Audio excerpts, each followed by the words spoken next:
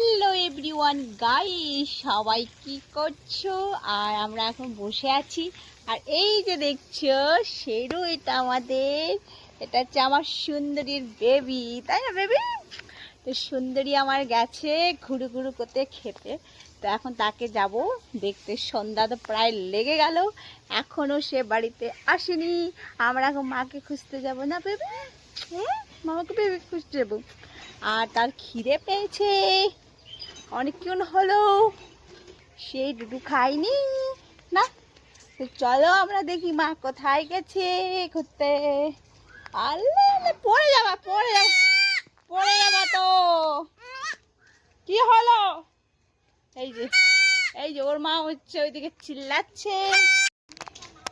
চলো আমরা এখন মাকে খুঁজো খুঁজো করবো বলে। দেখো দেখো দেখো মাকে দেখো।